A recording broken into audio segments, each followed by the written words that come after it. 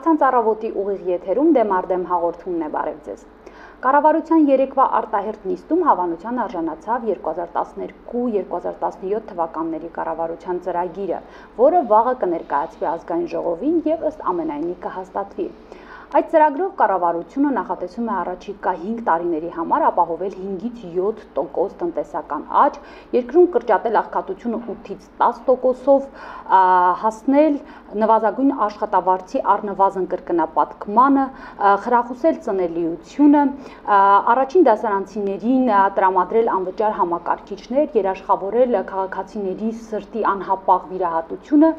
եւ մի շարք նաեւ այլ խոստումներ, որքանով կհաջողվի կառավարությանը իրականացնել իր նախանշած այս խոստումները եւ որքանով է իրատեսական առաջիկա 5 տարիների համար 5-ից 7%-անոց տնտեսական աճի ապահովումը հաշվի առնելով ներքին եւ արտաքին իրողությունները։ Այս հարցերը այսօր քննարկելու ենք դեմ առ դեմի տաղավարում տնտեսագիտության դոկտոր պրոֆեսոր, ազգային ժողովի 2-րդ եւ 4-րդ գումարման падգամավոր պարոն Վարդան Բոստանջյանի եւ տնտեսագիտության դոկտոր պրոֆեսոր, ազգային ժողովի 3-րդ գումարման падգամավոր Այլընտրանք հետազոտական կենտրոնի ղեկավար պարոն Թաթուլ Մանասերյանի հետ։ Բարև ձեզ, պարոնայք, շնորհակալություն մեր հրավերը ընդունելու համար։ Մինչ զրույցին անցնելը ես հիշեցնեմ, որ ինչպես միշտ մեր հյուրերին կարող եք հարցեր ուղղել Facebook-ի, Twitter-ի եւ Skype-ի միջոցով։ Պարոն Բոստանջյան, ինչպես եք գնահատում կառավարության ներկայացրած ծրագիրը ընդհանրապես եւ որքանով եք իրատեսական համարում այնտեղ ֆիքսված ցուցանիշների իրագործման հավանականությունը։ Գնահատում եմ որպես այդպեսին, որպես ծրագիր, որը պետք է ներկայացվի իրատեսականության առումով, մի անգամ ես ուզում եմ ասեմ, որ այն չափազանց իրատեսական է, հաշվի առնելով մեր երկրի ընդհանրապես ներուժը եւ այդ առումով ամենատարբեր գործառույթների իրականացման միտումները։ Ինչ վերաբերվում է ծրագրին ձեր մեջ բերած այստեղ ասված մեծությունների ցուցանիշների կտրվածքով, այո, դրանք ինձ ներկայանում են իրատեսական, մասնավորապես աղքատության կրճատման, տնտեսական աճի ապահովման,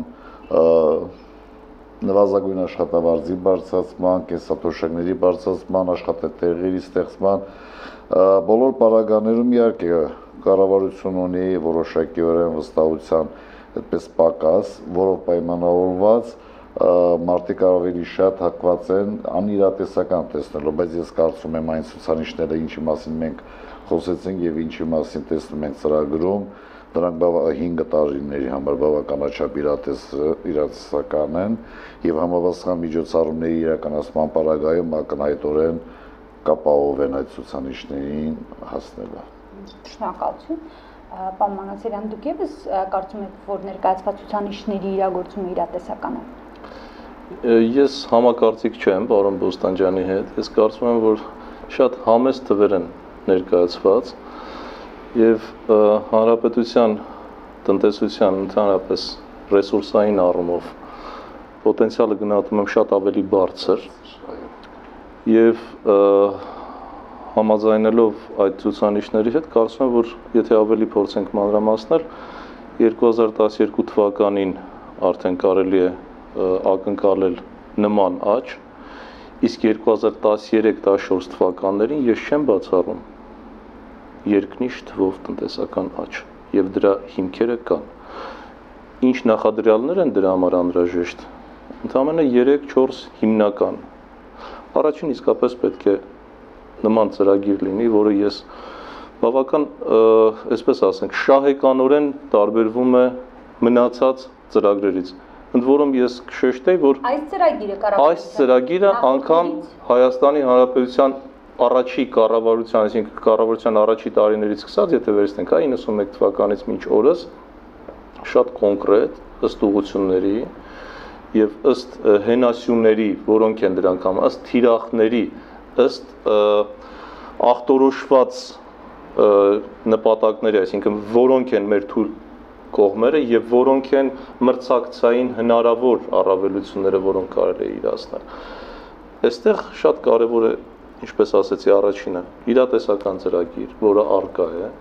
Իդեպ ասեմ, որ 2008 թվականի ծրագիրը բավական հիմնավոր ծրագիր էր եւ օբյեկտիվ եւ սուբյեկտիվ տարբեր պատճառների միգուցե դրանք էին պատճառ, որ իրականություն չդարձավ մինչ օրս։ Եվ կարծում եմ կան դրույթներ, որոնք գալիս են դեռևս 2008 թվականի ապրիլի 28-ին ընդունված ծրագրից։ Երկրորդը պետք է թիմ, համախոհների թիմ, որոնք հավատում են, որ կարող են իրագործել այս ծրագիրը, որոնք բնականաբար նաև բանիմաց պետք է լինեն, պրոֆեսիոնալ պետք է լինեն, որոնք իրականացնեն այդ քաղաքականությունը, տնտեսական քաղաքականությունը։ Կան նաև այլ նախադրյալներ, ինչպես պարոն Բոստանջյանն ասաց, վստահության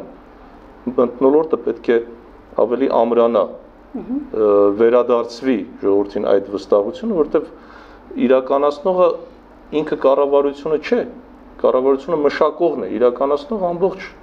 երկիրն է, ժողովուրդն է, որ պետք է նաև կարող է լինի այդ ամեն ինչը։ Ժողովուրդը կառավարության ծրագրի իրականացնողն է։ Ժողովուրդը պիտի հավատա Բայց կառավարությունը պետք է ինչ-որ բան անի, որ ժողովուրդը հավատա։ Բնականաբար, կառավարության քայլերից շատ բան է կախված եւ հենց առաջի քայլերից ավելին ասեմ։ Եվ եթե դրանք համոզիչ եղան, ժողովուրդը ինքը պետք է օգնի կառավարությանը, որպեսզի դա իրականություն դառնա։ Ուրեմն սրանք շատ կարևոր եմ համարում եւ նորից ուզում եմ շեշտել, որ մենք ավելի մեծ պոտենցիալ ունենք, իսկ առանձին ճյուղերում մեր կանխատեսումները վկայում են, որ կարող է դիտվել օրինակ գյուղատնտեսության ոլորտում, էներգետիկայի ոլորտում, արդյունաբերության ոլորտում այս տարի արդեն երկնիշ աճ մենք ակնկալում ենք։ Պարզապես շնորհակալություն, դուք նշեցիք թիմի արկայության անհրաժեշտությունը, այդ առումով մինչ ծրագրի հաջորդ դրույթները քննարկելը կխնդրեի պարոն Բոստանջյան ձեր գնահատականը այս ներկայիս կառավարության թիմի վերաբերյալ, ներկայիս կառավարության կազմի վերաբերյալ ձեր գնահատմամբ այդ թիմը իզորու է իրականացնել այս ծրագիրը իր պատրաստվածության առումով։ Ես ուզում եմ իմ համոզվածությունը հայտնել, որ այո, որտեղ ծանոթ եմ բոլորի հետ թիմի անդամների եւ մարդիկ եւ ունեն վաստակ եւ փորձ եւ այդ առումով դրսևորված են, արդեն մենք գիտենք, բոլոր պարագաներում։ Հենց խնդիրն էլ այն է, որ նրանք նախկինում կարծեք թե այդ նույն թիմը չհաջողեց ծրագրի իրականացումը։ Տեսեք, հիմա մի խոցելի պահ ունենք, այդ խոցելի պահը պայմանավորված չէր մեզանով։ Դա ընդհանրապես ինչքան էլ որ հիմա մամուլը եւ այլ տեսաբաններ ու վերլուծաբաններ կուզենան հեգնանքով նայել այդ ինստիտուտին, բայց այդուհանդերձ եղել է մոլորակում ճգնաժամային երևույթներ, այդ ճգնաժամային երևույթները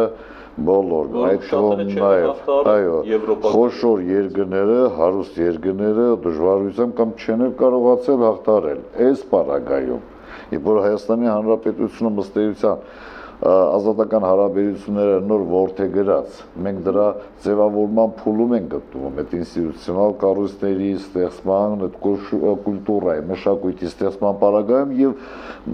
մենք կանգնեցինք այդ ճգնաժամային երևույթների առջև, այս նույն մարդիկ ըստ էության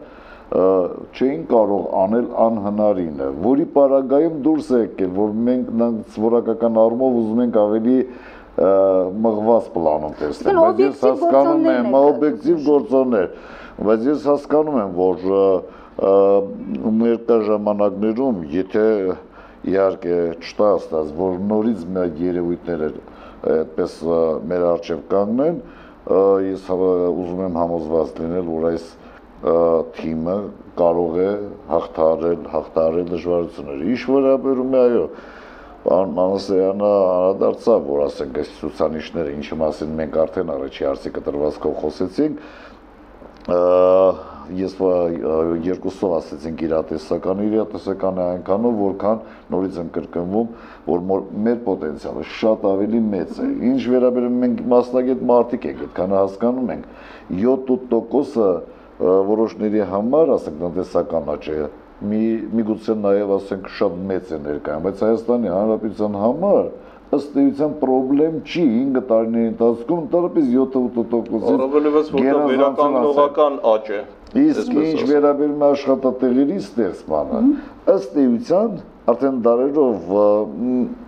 մեր իրականությունը, հայ իրականությունը ցույց է տվել, որ հնարավոր չի, որ հայ մարդը չգտնի զբաղմունք։ պարզապես պետք է իշխանությունները, բոլոր նրանք, ովքեր որ կանգնած են նրանց այդպես կառավարման ղեկին, ես մեղմ եմ ասում, բայց չխանգարեն։ Եթե ընձեռվի հնարավորություններ, այսինքն յուրաքանչյուր աշխատանքի պարագայում յուրաքանչյուր սուբյեկտ, ֆիզիկական անձ, իրավաբանական անձ բնականաբար պարտավորություններ ունի երկրի նկատմամբ։ Այդ պարտավորությունները պետք է ճիշտ բացահայտել, ճիշտ տեղադրել եւ ճիշտ ժամանակին կիրառել։ Հիմա այս առումով ես չեմ կարծում, որ մենք ունենք ամենահաջողված մոտեցումը, ինչի պարագայում Հայաստանի Հանրապետությունում ամենազանազան առումներով գործունեությունը կամ դադարեցնում են կամ ավելի մեղմում են։ Իսկ ընդհանուր առմամբ համապատասխան պայմանների առկայության դեպքում կարող չկասկածեք, որ այս ծրագիրը կիրականանա։ Ծրագիրը հետո պետք է մի առանձնահատկություն ունի, որ դա կրում է ըստ էության հայեցակարգային բնույթ։ Բոլոր դեպքերում այստեղ եթե ոչ մասնագետները նայեն, կենթադրվի, որ ցուցանիշները կարծեք թե այնքան շատ չեն։ Այդպես։ Այո, նման փաստաթղթում ցուցանիշները երբևիցե շատ չեն։ Այսպիսի ցուցանիշներ՝ զբաղվածություն, սոցիալական կնճռոտ խնդիրներ, աշխատավարձի եկամուտների բարձրացում, արտագաղթի ենթադրենք կասեցում եւ այլը, սրանք հիմնականում պետք է լինեն, իսկ մնացածները ավելի ածանցյալ ցուցանիշներ են, որոնք բնականաբար 5 տարվա ընթացքում չեն կարող պարզապես չլինել։ Այդ ներկայացված ցուցանիշները ձեզ բավարարում են, դուք նշեցիք, որ կարող է լինել շատ ավելին։ Այդ դեպքում ինչու է կառավարությունը ի սկզբանե իրեն այսպես ապահովում եւ շատ ավելի ցածր սադղակ սահմանում։ Եթե թույլ կտաք, ես ձեր հարցից սկսեմ, արդյոք ի վիճակի է այս թիմը։ Գիտեք, շատ բան կախված է երկրի նախագահից եւ վարչապետից։ Շատ, այսպես ուղղակի ասենք, հա։ Իսկ անցնող տարիները ցույց տվեցին, որ դարձյալ արվեցին քայլեր, եւ բնավ դրանք չեն կարող լինել վերջնական, այսինքն ամբողջական եւ լավագույնը, որովհետեւ ոչ ստանդարտ մոտեցումներ կիրառվեցին ի վերջո, ելնելով հենց այդ նույն ճգնաժամային իրավիճակից, ելնելով նույն ցնցումներից։ Եվ գոհունակությամբ պետք է նշեմ, որ ծրագրի մեջ դա շատ հստակ նշված է, որ ի վերջո դա նշանակում է ենթատեքստը հետևյալն է. նեոլիբերալ քաղաքականությունից, մոտեցումներից հետ քայլ է արվում, ոչ թե ընդհանրապես հրաժարվում, ոչ լիբերալ այն առումով, որ մրցակցություն պետք է լինի, առողջ մրցակցություն եւ արդար մրցակցություն, միևնույն ժամանակ պետությունը, տեսեք, վեր արժևորեց իր դերը։ Ես ուզում եմ շատ ուշադրություն հրավիրել այս հարցի վրա։ Եթե նախորդ տարիներին, նախորդ կառավարությունները ի հարգանս բոլորին, իհարկե, իրենց վաստակն ունեցել են, բայց հիմնականում առաջնորդվել են ուլտրա լիբերալ, ուլտրա ազատական քաղաքականությամբ, այսինքն պետությունը պետք է կողք կանգնի եւ հիմնականում թող կոպի չինչի դիտորդի դերում լինի։ Միջազգային փորձն էլ ցույց տվեց, որ այդպես չի լինում եւ այլևս որևէ երկիր չկա, որևէ պետություն չկա համաշխարհային տնտեսությունը, որը բացարձակ ազատական տնտեսություն վարի։ Այս ծրագրում մեր երկրում ուզում եմ շեշտել թիմի անդրադառնալով։ Ես շատ եմ առիթ ունեցել քննադատելու կառավարության քայլերը, գործունեությունը եւ այլն, բայց արդարության առջև չմեղանչելու համար պետք է ասել, որ շատ համարձակ քայլեր արվեցին հենց այս կառավարության կողմից, որը գրեթե չփոփոխեց իր կազմը, հա։ Վերարժևորելով պետության դերը սկսեց նաեւ ավելի, այսպես, ակտիվ դերակատարություն ստանձնել ճգնաժամի փուլից դուրս գալու համար, տնտեսությունը աշխուժացնելու համար, որևէ փուլում մեր անկախության տարիներից ի վեր, հռչակումից ի վեր, չենք հիշի մի դեպք, երբ կառավարությունը տնտեսվարողին կանաչ լույս տալուց բացի անմիջականորեն վարկավորի, արտոնյալ վարկերով, ասի, որ սա մրցունակ արտադրություն է, ուզում ենք զարգացնել։ Սա մերժելի էր համարում նաև միջազգային շատ կառույցների կողմից։ Ի հեճուկս այդ պահանջների մեր կառավարությունը գնաց դրան։ Շատ կարևոր է սա։ Նաև արվեցին շատ այլ տարբեր քայլեր, որոնց մասին եթե ժամանակ լինի կասեմ, սրանք շարունակություն են պահանջում, որովհետև արդեն տվել են առաջին ծիլերը։ 2011 թվականի մակրոտնտեսական ցուցանիշները խոսում են հենց դրա մասին։ Ի բացառություն շինարարության մնացած բոլոր ճյուղերը բառացիորեն աճ են արձանագրել։ Նույնը 2012 թվականի առաջի եռամսյակում։ Սա խոսում է որ այն մասին, որ արդեն ճիշտ ուղու վրա է։ Շատ լավ, իսկ եթե գանք իմ երկրորդ հարցին, ինչու է այդ դեպքում կառավարությունը ի սկզբանե ցածր սանդղակ սահմանել, եթե դուք ասում եք, որ հնարավոր է անել հաստատ շատ ավելիին հասնել։ Կարծում եմ ռիսկերը այստեղ պետք է հստակ մենք հաշվի առնենք։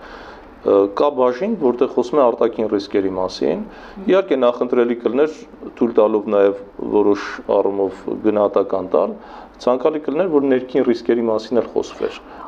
Սակայն հենց այդ ռիսկերն են արտաքին մեզնից չկախված ռիսկերն են, որ կարող են նվազագույնի հասցնել արդյունքները եւ 5-ից 7% տնտեսական աճի ակնկալիքը պայմանավորում եմ դրանով, այսինքն ավելի համեստ ցուցանիշ վերցնել, բայց ձգտել ավելիին, հա։ Եթե այլ ցնցումներ լինեն, իսկ երկրորդ ալիքից բացի նաև վճարունակության բանկերի ճգնաժամ կա, երրորդ ալիք կա, եթե կուզեք, որը եթե Եվրոպային այսօր մեծ վտանգ է ներկայացնում, ապա մենք ոչ մի բանով երաշխավորված չենք եւ ամեն թելերով համաշխարհային տնտեսության հետ ենք։ Այսինքն ի սկզբանե կրկնակի ապահովագրել է։ Պարոն Ոստան ջան, դուք դե ես չեմ ողջունում նման մոտեցումը, բայց սա այս կառավարության առաքինությունը չէ, նախորդներում էլ ես միշտ տեսել եմ, որ յուրաքանչյուր կառավարություն հակված է, ասենք, առավել ևս ընդդիմության, այդպես ոչ առարկայականության պարագայում իրեն ապահովագրել։ Հասկանում եք։ Բայց տեսեք, հենց այս ծրագրում է առաջին անգամ այս արտաքին ռիսկերի վերաբերյալ առանցին գլուխ։ Նախորդ ծրագրերում կարծեք թե չկար։ Գիտեք, որ իհարկե ինչպես ինձ բնորոշ է եղել, եթե հանգարց թույլատրվի ավելի ազատ խոսել, ես ասեմ արեք արտաքին ռիսկերից շատ չվախենանք, ավելի շատ վախենանք ներքին ռիսկերից։ Հասկանում եք, արտաքին ռիսկերի միշտ էլ գոյություն ունեն եւ այդ արտաքին ռիսկերը ըստ էության ամենամեծ ծավալներով ու չափով պայմանավորված է մի բանով, թե Հայաստանի Հանրապետությունում քաղաքացին, հայ մարդը դուսը գտնվելով, ինչքան տրանսֆեր, ինչքան փոխկուղարկի ստեղ, շատ թե քիչ։ Իսկ բոլոր այլ պարագաներում ոչ մենք մի արտակարգ արտահանող երկիր ենք հիմա, որ մտածեք իմացակ արտաքին ռիսկերից մենք վտանգվեցինք։ Ավելի շատ պետք է խոսել ներքին ռիսկերի մասին։ Ներքին ռիսկերը կայանում են նրանում, որ արտադրությունը պես չի կարողանում շարժվի առաջ, պայմանավորված են բանով, որ կա մոնոպոլ, օլիգոպոլ իրավիճակներ կա։ Բնականաբար այդպիսի իրավիճակը թույլ չի տալիս ամենազանազան փոքր եւ միջին ձեռներեցության այդպես ծաղկման համար։ Դրա մեջ մի առանձին Հայաստանի Հանրապետության կտրվածքով գյուղատնտեսությունն է ըստ էության, գյուղատնտեսությունն է, այնտեղ էլ ասենք թե մարդը հողի հետ կապված կարող է աշխատել, էլի կուզենա աշխատել, որ մի մարդը չուզենա, բայց արյունտես թանկ փողերի հետ գործ ունի։ Ասենք ես վերջերում էլ գումարած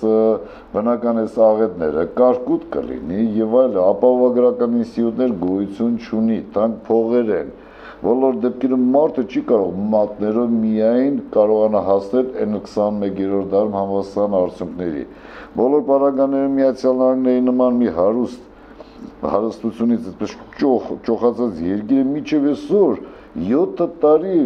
ֆերմեր կատեգորիա են, ուրեմն հողի հետ աշխատողին օգնում է միջև նարմատակալի։ Իսկ Հայաստանի Հանրապետությունը սուբսիդավորեն չի լինի գյուղատնտեսություն Ամերիկայում եւ Եվրոպայում։ Հանրապետությունում խնդրեմ, ասում եք թե 100,000 տեղ։ Եթե հանգարցակի մենք կարողանանք ըստ էության իսկապես աջակցենք գյուղին ու գյուղացուն, Պաստոր մենք 100,000 չէ 300,000 աշխատատեղ։ Այ այստեղ ես ուզում եմ մի այսպիսի հարց տալ, ծրագրի մեջ նշված է, որ 100,000 աշխատատեղերի այդ մասը, որտեղ ասվում է, որ նախատեսում են ստեղծել 100,000 աշխատատեղեր, որոնցից 30-ից 50,000-ը ոչ գյուղատնտեսական զբաղվածների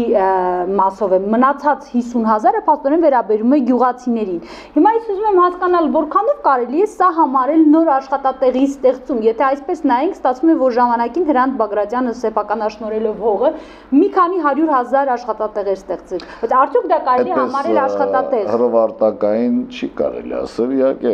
իդեմս Հրանտ Բագրատյանի հասկանում ենք, որ խելոք անձնավորությունը հասկանում է այս գործերից, համարձակ մարդ է, բայց բոլոր պարագաներում են անհոգի է, սեփականաշնորհումը ըստ էության, որը շպրտվեց այդպես պետական գույքն ու սեփականությունը անտեր ռեժիմով տրվեց մարդկանց, պատկերացեք հողի սեփականաշնորհման արդյունքում մենք ըստ էության ստեղծեցինք 340-ից 40,000-ից ավել գյուղացիական տնտեսություններ, գյուղացիական որոնց ընկնում էր հողատարածությունները միջինով 1 ու 2 հեկտար, որը երբեք ապրանքային չի կարող լինել, այսինքն համքարական գործունեության համար։ Դա չէր կարող ազատտնտեսական ռեժիմի համար թողնում ենք այդ փուլը, ես նկատի ունեմ այ հիմա, եթե ասում ենք աշխատատեղեր է ստեղծվում 50,000 գյուղացիների, ինչքանով է ինքը ռեալ աշխատատեղ։ Դա շատ ռեալ է ասում եմ, ոչ 50,000, եթե մենք պատկերացնենք 30,000, 80,000 եւ ինչ թվեր էլ որ ասենք, փաստորեն գյուղի բնակիչը ըստ էության հողի հետ աշխատողը, որը պետք է հողի հետ աշխատի, եթե մենք ստեղծում ենք անհրաժեշտ պայմաններ, նրանք բոլորը, ուրեմն, այսպես կոպիտ կներեք, նետվում են այդ հողի վրա։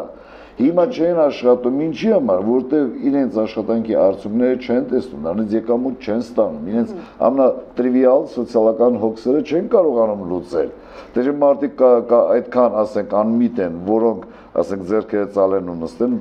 այդպիսի բան չի կարող տեղել։ Պայմանների բարելավում է, բարելավման մասին պայմանները,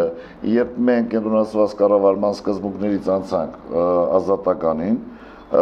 նոր Այրևիչը ասեց, փաստորեն սկզբից բոլորիս հայտնի էր, որ շոկային թերապիայի պարագայում մենք անխիղճ անցանք այդպես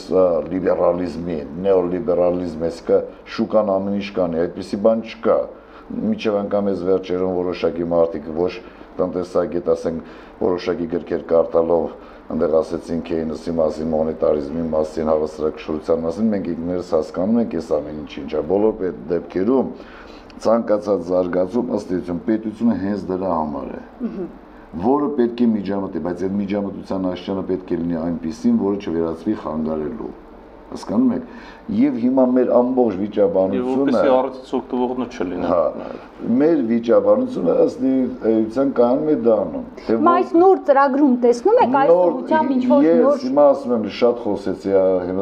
Մանասերյան ջան, հեսա դուք ասեք։ Այս ծրագիրը 2008 թվականի ծրագիրն էլ դրան նախորդող ծրագրերն էլ հավատացնում եմ ձեզ, որ ոչ վատ ծրագրեր են եղել։ Դրանց իրագործումն է մեր մոտ ավելի խոցելի եղել։ Դրա պատճառով մենք հիմա արդեն սկսում ենք հավաք տարածել ամբողջ ծրագրի նկատմամբ, որը ըստ էության այն է, ինչ որ մենք ուզում ենք։ Պարոն Մանասերյան։ Ես ձեզ ասեմ, որ գյուղի հետ կապված լինելով կարելի է շատ նույնիսկ պարզ լուծումներ տալ, հա։ Պարզ լուծումներ, չխորանանք մոդելների մեջ, ինչ մեխանիզմներ, ինչ քաղաքականություն, չխանգարել առաջինը։ Մարդկանց մոտ, գյուղացու մոտ հավատ սերմանել երկրորդ։ Ամենակարևորը գյուղատնտեսությամբ զբաղվող չինովնիկը նախարարից սկսած, եւ դա բարեբախտաբար սկսեց անցյալ տարվանից այդ քաղաքականությունը, նախագահի հորդորից եւ կառավարության աշխատակազմը արդեն սկսեց դեպի գյուղ նայել։ Գյուղատնտեսության ոլորտը ղեկավարողները պետք է գնան գյուղացու կողքը, ոչ միայն կանգնեն կամ արտագնա 1-2 նիստ անեն, այլ ապրեն գյուղացու հետ 1-2 օր ընդամենը եւ կզգան թե ինչա պետք անել։ Այսինքն պետք է զգան գյուղացին ինչով է ապրում։ Սա երկրորդ։ Երրորդը կան գյուղեր, որոնք աղքատության բավական բարձր մակարդակում են գտնվում, եթե օրինակ ոռոգման ջուրը ձրի տրվի, հատկապես սահմանամերձ բնակավայրերին, եւ չնչին նման, ուրեմն բնական ռեսուրսները ձրի տրվեն, չեմ ասում պետական բյուջեից սուբսիդավորում, դա բավարար կլինի, որ մարդը իր հողի վրա մնա։ Դրան եթե գումարենք, մեր հաշվարկներով 10-15 միլիոն դոլարի համարժեք դրամի սուբսիդավորում պարարտանյութի, նույնիսկ փոքր մեխանիզացիայի տեղ-տեղ օգտագործման շնորհիվ արդեն կարելի է ակնկալել գյուղում որոշակի աշխուժություն։ Եվ վերջապես ամենակարևորը ըստիս թույլ գյուղերում, լքված բնակավայրերում, այնտեղ որտեղ որ արդեն կյանքը մեռնում է, Շիշկերտում 4 ընտանիք է մնացել այսօր։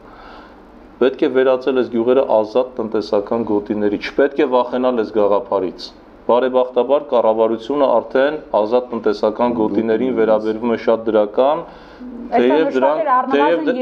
թեև դրանք առայժմ արդյունաբերությանն են առնչվում եւ այստեղ ցանկալի է որ դրանք լինեն վերամշակող գյուղերին, ես ուզում եմ շեշտել, որովհետեւ հանքարդյունաբերությունը գերիշխում։ Գյուղատնտեսության մեջ զգալի էֆեկտ կտա եւ սա հաշվարկված է մեր կողմից։ Շատ լավ, ես ուզում եմ մի հարցի երբ պատասխանեք կապված ծրագրի հետ, այնուհետև մենք ունենք մեզ դիտողներից բազմաթիվ հարցեր ուղղված ձեզ, կանրադառնանք այդ հարցերին։ Կառավարության ծրագրում ահա այսպիսի գնահատականն ենք տեսնում։ Այսօր ամբողջությամբ վերականգնվել է նախաճգնաժամային անվանական ՀՆԱ-ի ցուցանիշը, տնտեսությունը դարձել է ավելի տարազանված եւ ուժեղ, առավել ունակ դիմակայելու արտաքին ցնցումներին։ Կիսում եք այդ գնահատականը, թե ոչ։ Այսօր մեր տնտեսությունը ավելի տարազանված է, ավելի դիվերսիֆիկացված է, քան ասենք մինչև 2008 թվականը։ Ես մտածում եմ, որ այդ տարազանվածը հայոյանք չի, երևի թե հասկանում եմ դիվերսիֆիկացիա, ընդհանուր առմամբ հասկանալ է, որ միայն այսինքն ստացվում է, որ դիվերսիֆիկացված չէ, բայց տարազանված է։ Բոլոր դեպքերում ես չի ուզենա այդպես բառախաղով զբաղվել, ես կարող եմ ասել այո, որ ընդհանուր մակրո կարևորագույն ցուցանիշի կտրվածքով համախառն ներքին արդյունքի առումով մենք նախաճգնաժամային արդյունքին հասել ենք, բայց դա դեռևս գոհացուցիչ ու ամենամեծ բանը չի։ Ես ասում եմ, որ ցանկացած պարագայում, ցանկացած ցուցանիշ ու առաջերտին սոցիալական բնույթի ցուցանիշները, որոնք հասարակությանն են վերաբերվում, դրանցում կարելի է ասել հաջողության միայն քաղաքական ու պետական կամքի դրսևորման պարագայում։ Այդ կամքը միջև անգամ այսօր ծրագիրը այդքան էլ ճոխ չներկայացնեին ազգային ժողովին, ասենք հավանությունը պարզ է, որ հաստատում են կստանալ այդ մենք եղել ենք պատգամավորներ, գիտենք այդ մասին, դա չի էականը, էականը այն է, որ դրանք իրագործողները, այդ թվում նաև մեր ժողովուրդը, մեր քաղաքացիները, որքան հավատով կգնան այդ գործին եւ իսկապես որքան որոշում կայացնողները կարող են հասարակության մարդու քաղաքացու համար բարենպաստ պայմաններ ստեղծել, ինչի մասին ասեցի նորից չեմ կրկնվում եւ ասում եմ, որ միայն մակրո ցուցանիշը, մակրո ցուցանիշներով չես կերակրի քաղաքացուն։ Քաղաքացին բացարձակապես էլ հակված չի հասկանալու։ Դուք կարծում եք Ամերիկայի Միացյալ Նահանգներում այդպես ուրախանում են, հա, իրենց համախառն ներքին արդյունքի մասին իմանալուց։ Նրանք չեն իմանում դա ինչ է։ Քաղաքացիներին հետաքրքրում են գները խանութներում եւ ուրիշ ոչ մի բան, ինչը անverջ աճում է մեզ մոտ։ Ես ապրում եմ, թե չեմ ապրում։ Ամերիկացուն չի հետաքրքրում իր նախագահի անուն ազգանունը։ Անուն ազգանը, դրա համար ես ուզում եմ ասել, հայ քաղաքացին այդքան միամիտ մարդ չի, ինքը ուզում է ապրի։ Իսկ մեզ դիտողներից Հովհաննեսին հետաքրքրում է, ինչու ծրագրում որևէ բառ չկա երկրի արտաքին պարտքի կրճատման մասին։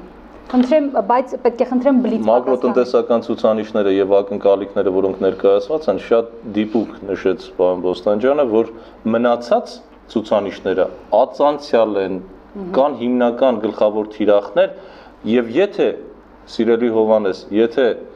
այդ թիրախներին մենք հասնենք եւ աշխուժություն լինի, տնտեսական աշխուժություն, սոցիալական առումով նաեւ խնդիրները լուծեն, ապա բնականաբար որպես հետևանք եւ արտաքին պարտքը կկրճատվի եւ արտագաղթը կկրճատվի եւ մնացած բոլոր դրական հետևանքները։ Ես մի այստեղ խնդիր եմ ուզում բարձրացնել, ներածության մեջ ծրագրի շատ գեղեցիկ ձևակերպում կար, որը ես շատ կուզենամ, որ իրականություն դառնա եւ եթե դա միայն կատարվի, ես կհամարեմ, որ հաջողվել է ծրագիրը։ Այնտեղ ասում է, որ բոլոր պետական ինստիտուտները պետք է ուղղվեն դեպի անհատը եւ ծառայեն մարդուն։ Այսինքն, եթե դա տեղի ունեցավ, մենք ունենանք հրաշալի ոչ միայն տնտեսություն, հրաշալի երկիր կունենանք, որտեղ անհատը մեկուսացված չի, օտարված չի հասարակությունից։ Դրանք բոլորը շատ գեղեցիկ ձևակերպումներ են, համեցեք։ առաջի իսկ պայից արտաքին պարկի կտրվածքով Հայաստանի Հանրապետությունը ինչ այդ առումով ուրեմն շատ կարգապահ պարտաշանանջ է եղել եւ սպասարկման առումով որևէ խնդրեմ չունի։ Իհարկե հիմա ոչ մասնագետներ շատեր ասում են ով է տալու այդ պարտքը, ով է տալու այդ պարտքը, այդ պարտ չի։ Նրանք ըստ էության, ասեն, գումարներ են, միջոցներ են ֆինանսական, որով մենք կարող աշխատենք։ Եվ քանի որ դրանք արտոնյալ են, գրեթե անտոկոս են, պարզապես լավ աշխատելու պարագայում ոչ թե մենք կարող ենք այն մարել, այն կարող ենք նաև դրանից մեծ օգուտ ստանալ։ Ուզում ասեմ, այս ռադրությամբ կարելի է մեր անհանգստացողները հանգստանան, որ Հայաստանի Հանրապետությունը ինչ-ինչ գոնե արտաքին պարտքի սպասարկման առումով խնդրեմ չի ունեցել եւ կարծում եմ համոզված եմ, որ չի ունենա։ Մեզ այնուամենայնիվ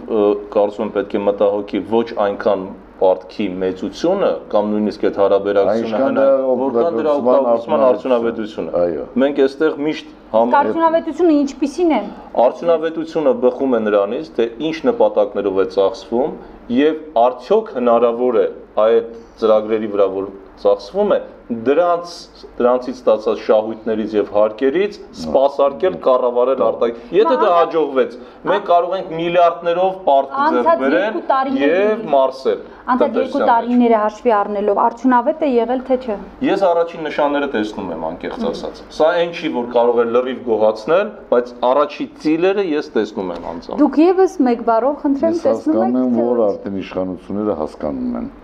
Լավ, պարոն Բոստանջյան, այսպեսի մի հարց է մեզ դիտողներից Սարգիս Մուրադյանը ուղղել ձեզ։ Պարոն Բոստանջյան, ինչու եք այդքան ինքնամոռաց գովում ձեր քաղաքական մրցակցի ծրագիրը, եթե դուք իսկապես ԲՀԿ-ական եք։ Դրանով դուք եւս մեկ անգամ ցույց եք տալիս, որ ձեզ ԲՀԿ նախընտրական ցուցակում չընդգրկելու Ծառուկյանի որոշումը լուրջ հիմքեր ուներ։ Ինչ կասեք ի պատասխան։ Ես մտածում եմ,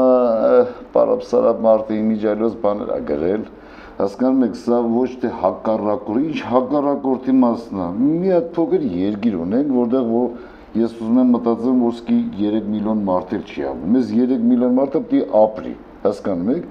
Հիմա հակառակորդն անում, դու ես ինչ ով ա ում հակառակորդ։ Շատ ներողություն, թույլ տվեք միջամտել։ Առողջ մտածողություն ունեցող մարդու համար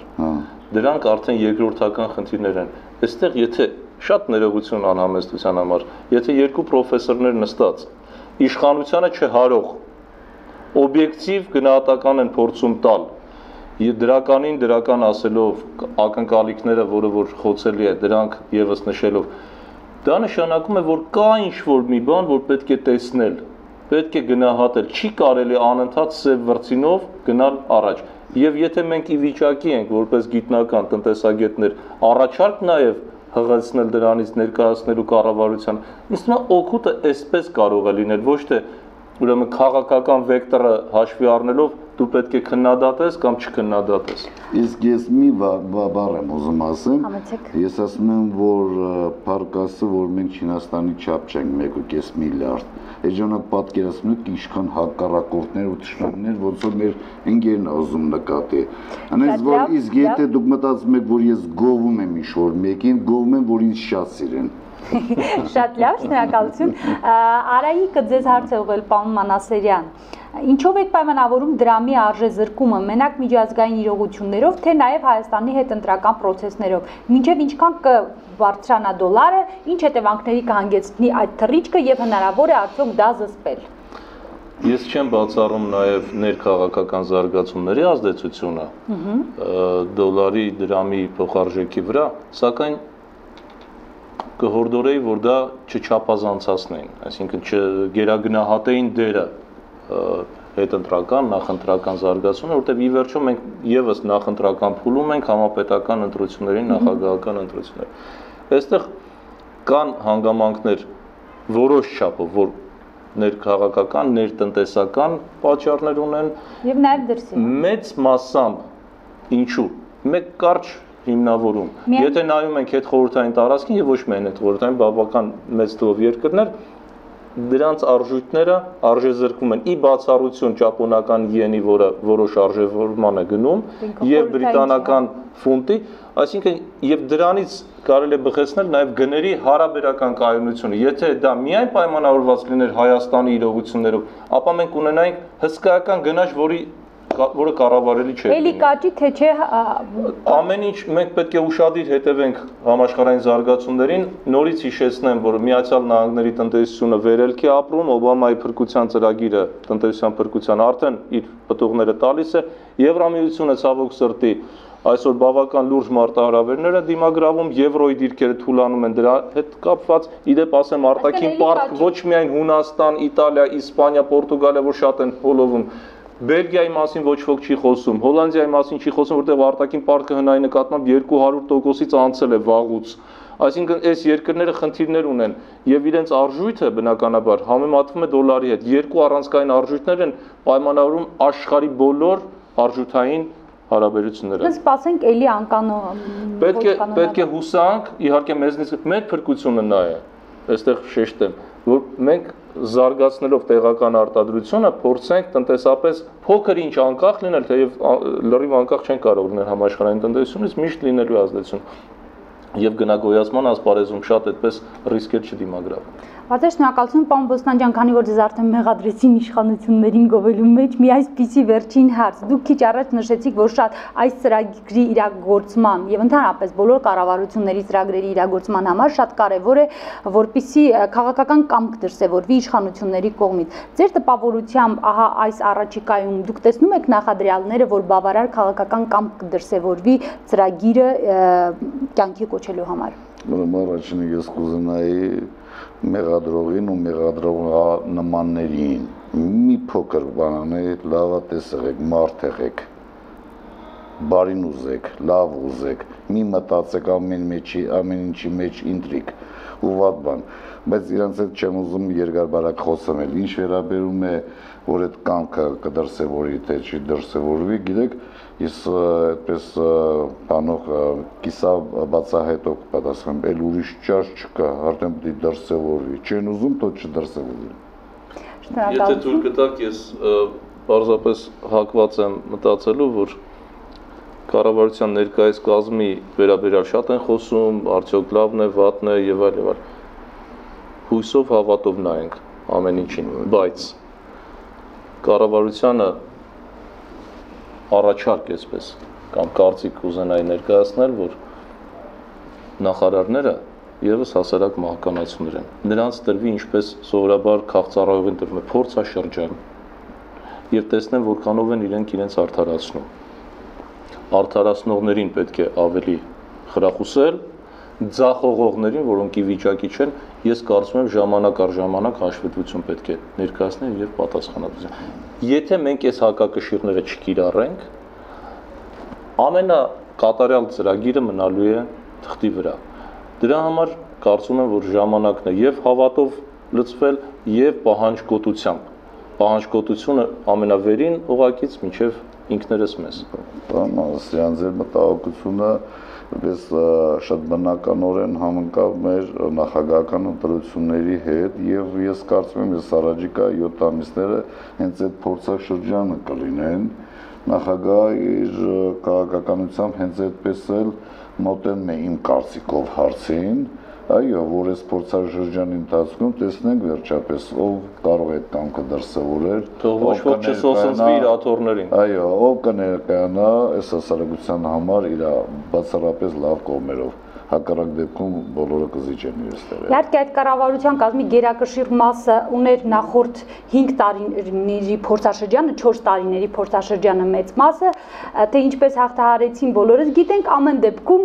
կսպասենք նախագահական ընտրություններին եւ կտեսնենք թե ինչ փոփոխություններ կլինեն։ Շնորհակալություն այսօրվա զրույցի համար, շնորհակալություն նաեւ ձեզ։ Մենք կհանդիպենք հաջորդ ուրբաթ ցտեսություն։ Հաջողություն։